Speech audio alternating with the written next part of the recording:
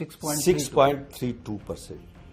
तो काफी अंतर है, ये तो 12-13% का अंतर है। बापू परीक्षा से कितने सेलेक्ट हुए तो उन्होंने बताया कि नहीं, हमने सेपरेट रिजल्ट नहीं तो निकाला। ये आप लोगों ने निकाला है? हमने पूरा एनालिसिस कर दिया, प्रश्न अभी भी गलत हैं।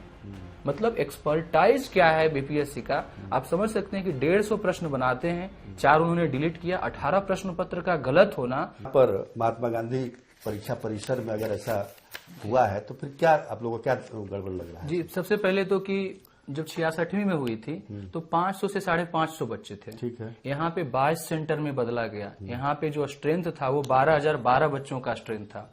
तो जब आप 22 सेंटर में बदलते हैं इसको, और यहाँ हर 5 में से एक बच्चा पास कर गया है। 19.60% जो है रिजल्ट है ये बापू परीक्षा परिसर का। देखें जरा।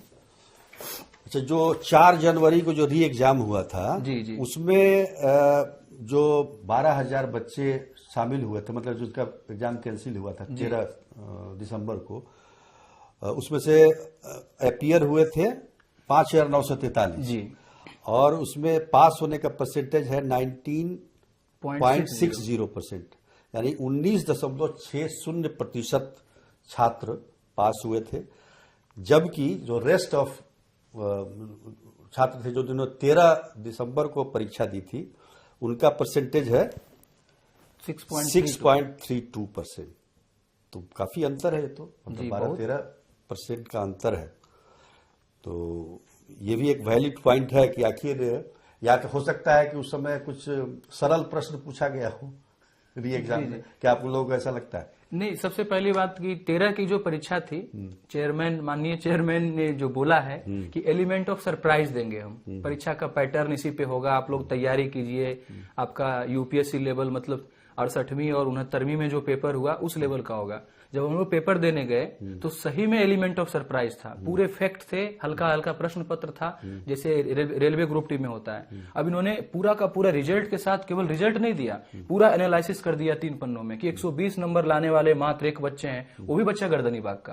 अगर नॉन सीरियस बच्चे हैं तो गर्दनी बाग में क्या कर रहे हैं, पूरा का पूरा एनालिसिस कर दिया। लेकिन जब उनसे पूछा गया प्रेस कॉन्फ्रेंस में कि बापू परीक्षा से कितने सेलेक्ट हुए तो उन्होंने बताया कि नहीं, हमने सेपरेट रिजल्ट नहीं निकाला। ये आप लोगों ने निकाला है? हमने पूरा एनालिसिस कर दिया, पतली सी रिजल्ट को लेकर के पूरा का पूरा 100-150 पन्ना का उसका एनालिसिस किया। एक्सेल पे जा करके हर एक सेंटर से, किस सेंटर से कितने बच्चे कितना परसेंटेज पास हुआ, और ये हमने पूरा का पूरा ये निकाल डाला वहां पे।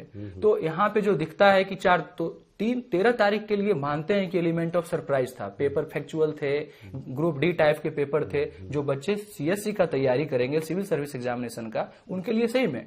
लेकिन जब 4 तारीख में बच्चे जब बैठ रहे हैं तो आप समझिए रोल नंबर भी सेम ही था। जो 13 को रोल नंबर था वही 4 तारीख को रोल नंबर बना, वही रोल नंबर, और वही 22 सेंटर में कन्वर्ट हुआ। यानी बच्चे को पहले से पता था कि हमको कहां कहां बैठना है, पहली बात। दूसरी बात कि पेपर आसान है, 3 क्वेश्चन रिपीटेड है जो कि लगाए हैं काउंटर एफिडेविट में भी, इससे पहले भी, जिसको उन्होंने डिने किया है कि ये रिपीट नहीं है। उसके बाद अभी भी 13 तारीख के प्रश्नों में से 14 प्रश्न अभी भी गलत हैं। मतलब एक्सपर्टाइज क्या है बीपीएससी का, आप समझ सकते हैं कि 150 प्रश्न बनाते हैं, 4 उन्होंने डिलीट किया। 18 प्रश्न पत्र का गलत होना, मतलब ये तो रिपीटेड ऑफेंडर है। मैं तो कहता हूं बार बार, जैसे कि रिपीटेड ऑफेंडर को कड़ी से कड़ी सजा देते हैं, बीपीएससी को भी कड़ी से कड़ी सजा मिलनी चाहिए। बीपीएससी के चेयरमैन की नियुक्ति पर ही सवाल उठने लगा है। सुप्रीम कोर्ट में याचिका दायर की गई है, उसमें मांगना